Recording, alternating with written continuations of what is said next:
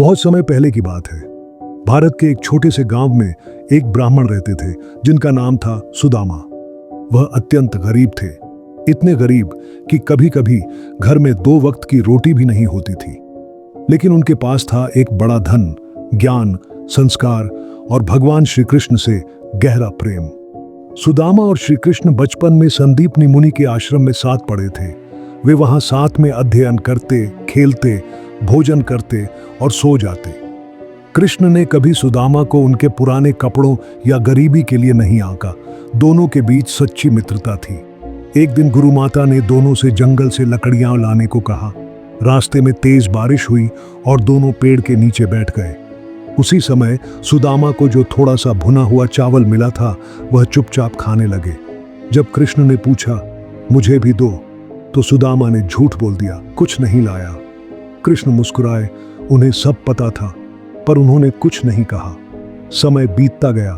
श्री कृष्ण द्वारका के राजा बन गए और सुदामा एक साधारण गरीब ब्राह्मण बनकर अपने परिवार के साथ जीवन जीने लगे।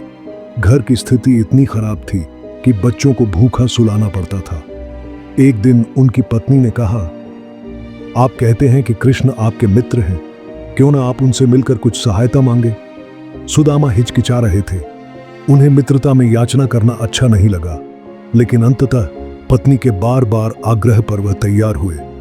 पत्नी ने कहा, हमारे पास उन्हें देने को कुछ भी नहीं है, पर ये 4 मुट्ठी भुना चावल ले जाइए, यह हमारा प्रेम है। सुदामा ने वही चावल एक कपड़े में बांधे और नंगे पैर द्वारका की ओर निकल पड़े। द्वारका का दृश्य, द्वारका एक विशाल और भव्य नगरी थी। वहां सोने की सड़कों पर रथ चलते थे, सुंदर महल खड़े थे और हजारों सेवक सेविकाएं रहते थे। जब सुदामा महल पहुंचे तो उन्हें भीतर जाने से रोका गया। मैं श्री कृष्ण का बचपन का मित्र हूं, उन्होंने धीरे से कहा। पहरेदार हंस पड़े। राजा कृष्ण का मित्र तुम? तभी खबर कृष्ण तक पहुंची। वह सिंहासन छोड़कर दौड़े, नंगे पांव सुदामा को लेने महल के द्वार तक आए। उन्होंने सुदामा को गले लगा लिया। कृष्ण के आंसू रुक नहीं रहे थे। वे बोले, मित्र, मुझे माफ करो, तुम आए और मैंने पहचानने में देर की।